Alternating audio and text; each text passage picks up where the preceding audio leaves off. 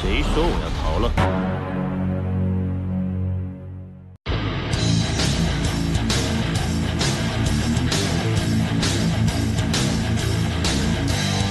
Halo guys, kembali lagi bersama Mimin di channel Nafilm. Bagaimana kabar kalian hari ini? Semoga masih pada sehat semua ya.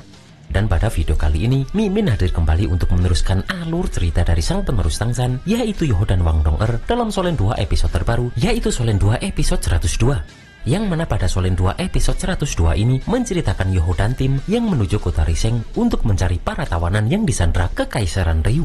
Akan tetapi Yoho harus berpikir ulang karena penjagaan di kota ini sangat ketat. Dan seperti apa alur cerita selengkapnya, jangan lupa pencet tombol like dulu jika kalian suka. Dan kita langsung saja masuk ke alur ceritanya.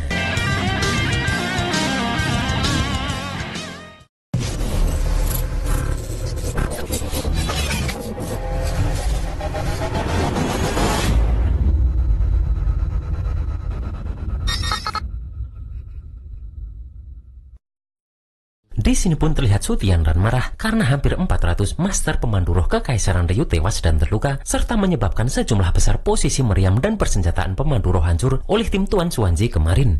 Dan Su Tianran tak menyangka jika Shrek akhirnya bertindak juga.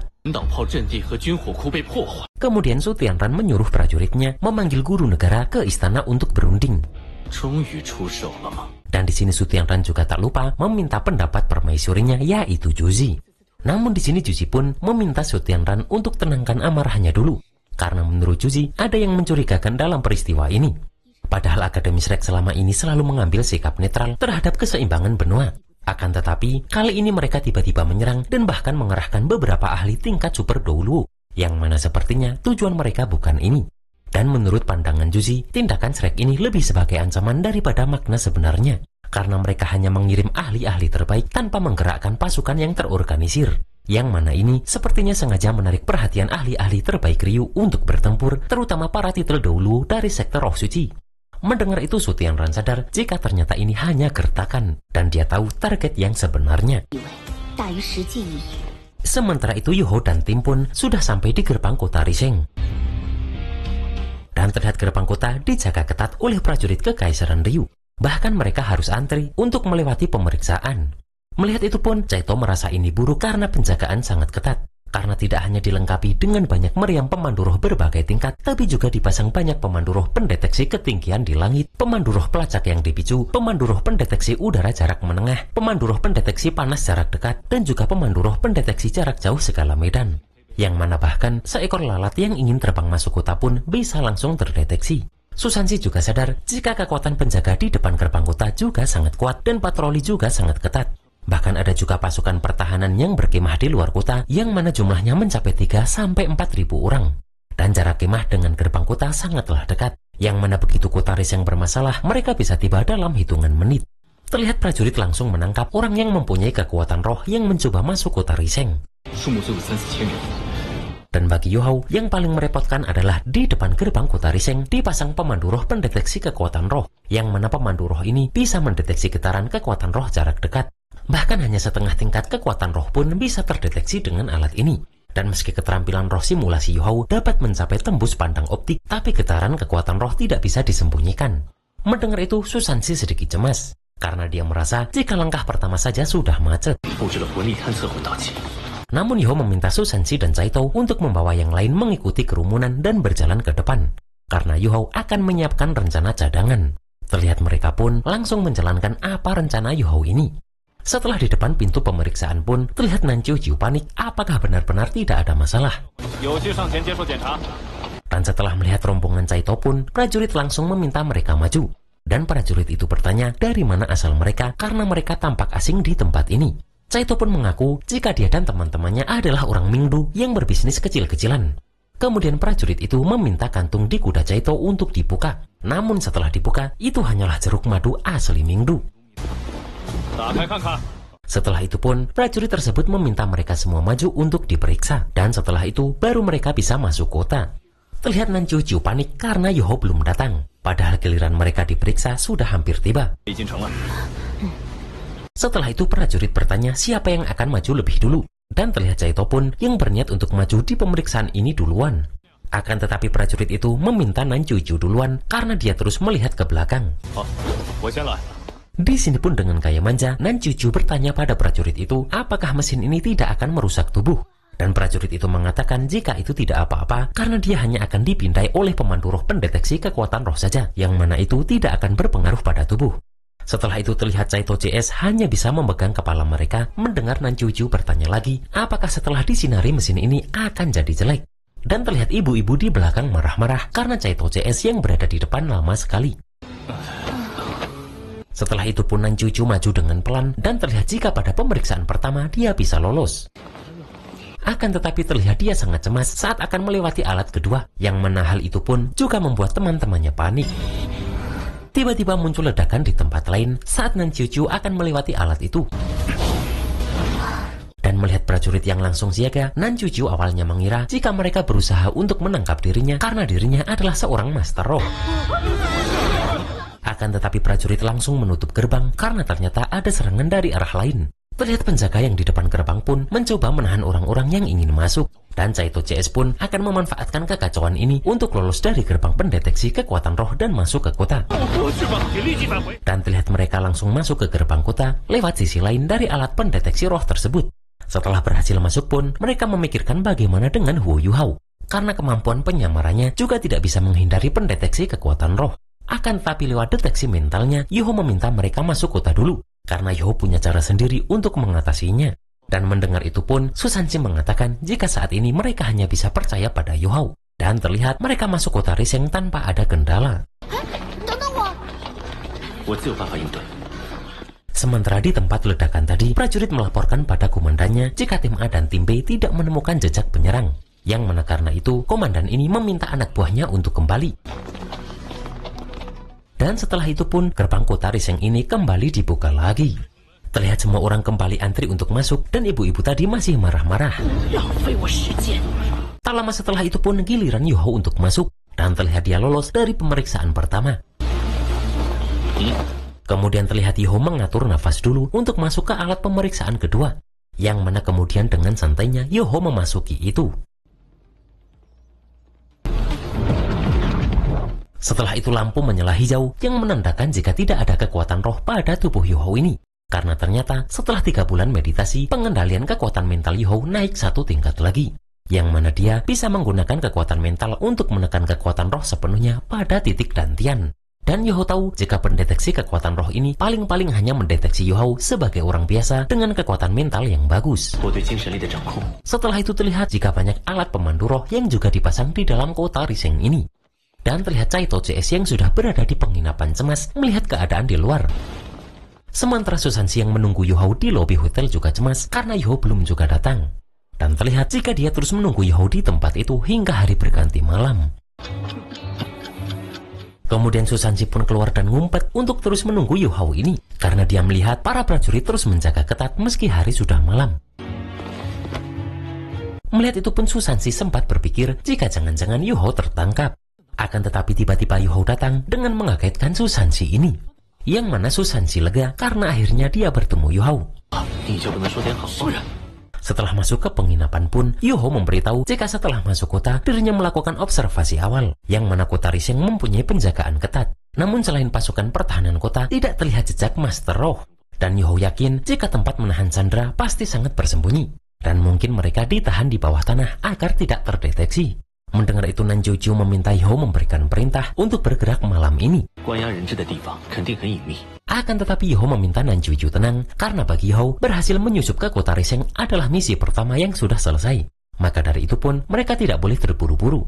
Dan Yuhao meminta agar mereka beristirahat dengan baik malam ini karena besok mereka akan bergerak terpisah menjelajahi kota Riseng. Dan semua orang harus bertindak secara diam-diam serta jangan sampai mengejutkan pasukan penjaga dan membuka identitas. Karena jika tidak, maka Chandra akan dalam bahaya. Hari pun berganti pagi dan TV kota memberitakan jika kemarin dini hari di sepanjang perbatasan negara Ryu dan kerajaan Jingluo terjadi pertempuran besar-besaran. Yang mana pasukan perbatasan menembakkan banyak meriam pemandu roh ke musuh dan berhasil mempertahankan wilayah udara Ryu. Dan situasi korban jiwa saat ini masih dalam perhitungan. Kemudian berita selanjutnya adalah jika Yang Mulia Permaisuri besok akan mengunjungi markas pasukan Master of Phonic Api. Terlihat jika Susansi diminta Yuhao untuk menyamar sebagai pedagang kaya yang datang ke kota Riseng membeli logam langka. Dan target areanya adalah distrik komersial di selatan kota untuk mencari informasi. Dan Ji Juechen akan menjadi seolah-olah bodyguard Susansi ini. Sementara Caito diminta menyamar sebagai petani yang datang menjual jeruk madu, yang mana Yikuyi harus berperan sebagai istri Caito. Dan target area mereka adalah distrik pemukiman di utara kota. Sementara yang terakhir adalah Yuhao dan Nan Chiuchu akan menjadi satu tim, yang mana target area adalah fasilitas militer dan pertahanan di seluruh kota. Di sini pun Nan Chiuchu bertanya mereka akan menyamar sebagai apa, dan jangan-jangan mereka menyamar sebagai pasangan kekasih. Akan tetapi Yuhao meminta Nan Chiuchu untuk diam. Namun Nan Chiuchu masih terus saja ngomong dengan berkata jika menyamar jadi kekasih harus bergandengan tangan. Sementara dia adalah gadis baik-baik dan takut tak bisa menikah di masa depan jika melakukan itu. Mendengar itu Yuhao tampak puyeng dan meminta Nan Chiuchu untuk jadi satu tim saja dengan Yikuyi. Setelah itu terlihat mereka pun mencari informasi untuk bisa menemukan orang sekte roh suci. Namun Ji Juechen langsung pergi sebelum orang itu menjawab karena melihat prajurit yang lewat. Sementara Susansi terlihat bertanya pada ciwi-ciwi dengan menghadiahi satu koin roh emas jika mereka bisa menjawab satu pertanyaannya. Sedangkan Nan Chiuchu terlihat mencari informasi kepada prajurit dengan gaya centilnya. Yuhao pun terus mencari informasi sendiri dengan mengandalkan pendeteksi spiritualnya, yang mana terlihat jika Yuhao mencatat semua informasi yang dia dapat menjadi sebuah peta. Setelah hari berganti malam, terlihat mereka kembali ke penginapan, dan Yikuyi merasa jika sepertinya semua orang tidak menemukan petunjuk yang berharga. Namun Nan Chiuchu sadar jika sang kapten yaitu Yuhao masih belum kembali. Terlihat Yuhao yang masih mencari informasi merasakan keanehan, karena dia tidak menemukan sandera dan tidak ada master roh yang berjaga.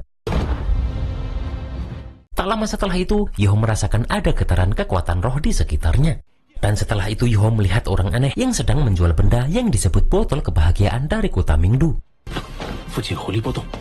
Namun terlihat calon pembeli ketakutan karena ternyata dia bukan wanita asli. Kemudian terlihat orang itu bergegas pergi melihat jam sudah menunjukkan waktu 12 malam. Akan tetapi karena terburu-buru dia menjatuhkan sesuatu. Dengan cepat Yuhao mengambil itu dan terlihat benda itu seperti token. Setelah itu terlihat orang tadi berjalan menuju sebuah gang sempit yang kumuh. Dan terlihat jika Yuhao terus mengikuti orang ini. Kemudian orang itu pun masuk ke dalam tempat yang tampaknya adalah sebuah bar. Dan tanpa ragu sedikit pun Yuhao langsung ikut masuk ke tempat itu. Akan tetapi setelah masuk pun terlihat semua orang yang berada di sini tampak terus memperhatikan Yuhao dengan wajah penuh curiga. Namun Yuhao tetap maju dengan tenang dan masuk ke sebuah pintu di dalam. Setelah itu Yuhao merasakan jika ada energi master roh jahat di dalam. Dan saat Yuhao mengintip, terlihat orang tadi sedang disiksa oleh master roh jahat ini karena dia tak bisa menjual botol kebahagiaan tadi satu pun. Terlihat orang itu memohon maaf karena kewaspadaan kota Riseng terlalu ketat dan tak ada kesempatan untuk berjualan. Melihat orang ini tak tahan pukul, master roh ini pun berniat langsung menggunakan nyawa orang itu untuk melatih roh pelindungnya. Akan tetapi Yuhao langsung lari karena master roh ini menyadari keberadaan Yuhao. Dengan cepat Yuhao langsung kabur karena dia sadar jika dia bertindak di sini pasti akan menarik perhatian pasukan kota. Maka dari itu pun Yuhao akan memancing wanita tadi ke sudut sepi baru bisa bertindak. Di sini pun Yuhao terus lari karena wanita ini terus mengejar Yuhao sambil menyerangkan cambuknya. Dan terlihat Yuhao melewati atap-atap kota Riseng ini untuk memancing wanita ini ke tempat yang lebih sepi. Setelah menemukan tempat yang sepi, Yuhao pun langsung berhenti. Di sini wanita itu bertanya kenapa Yuhao ini berhenti dan tak lari terus saja. Namun di sini Yuhao langsung meminta wanita tadi mengatakan di mana sandera dari berbagai sekte yang mereka tahan. Mendengar itu wanita tadi baru sadar jika Yuhao sengaja memancingnya ke sini. Di sini pun Yuhao langsung mengeluarkan cincin rohnya. Akan tetapi wanita tadi menertawakan Yuhao karena hanya Raja Roh 5 cincin saja Yuhao sudah berani sombong. Dan Yuhao terkejut setelah wanita ini mengeluarkan cincin rohnya karena ternyata dia adalah dahulu 8 cincin. Di sini pun terlihat teman-teman Yuhao berusaha mencari Yuhao. Sedangkan wanita tadi langsung mengeluarkan teknik roh ketiganya yaitu kutukan dendam. Melihat itu Yuhao bertanya apakah roh pelindung wanita itu adalah arwah dendam yang menyerang kekuatan mental. Namun wanita tadi mengatakan jika roh pelindung miliknya adalah roh pembalasan. Mendengar itu Yuhao tahu jika ini adalah roh pelindung mutasi. Kemudian di sini wanita tadi bertanya, apakah Yuho pernah mendengar ada roh pelindung yang bangkit di usia 15 tahun? Dan pasti Yuho belum pernah melihat itu karena roh pelindungnya berasal dari kebencian. Yang mana ketika kebencian mencapai puncaknya, maka roh pembalasannya tiba-tiba muncul. Dan terlihat wanita ini seperti ingin balas dendam dengan seseorang yang selalu menyiksanya saat kecil. Terlihat Yuho seakan-akan tertekan dengan teknik ini. Akan tetapi dengan cepat, Yuho langsung menghilang menggunakan tulang roh kaki kirinya. Melihat itu wanita tadi terkejut karena Yuho bisa melarikan diri di depan matanya. Namun Yuho muncul di belakang wanita tadi dan berkata, siapa bilang dia ingin melarikan diri? Dengan cepat Yuho langsung menggunakan teknik kejutan jiwa untuk menyerang wanita ini. Di sini wanita tadi sadar jika Yuho sengaja memancingnya masuk ke pertarungan kekuatan mental. Namun bagi Yuho, wanita ini terlambat menyadarinya. Dan mendengar itu pun, wanita tadi berniat untuk membunuh Yuho. Dan pada Solen 2 episode 103, terlihat Yuho akan melawan wanita tadi yang mana Yuho merasakan energi yang familiar. Kemudian setelah itu, Yuho dan tim akan meneruskan mencari di mana Sandra disembunyikan.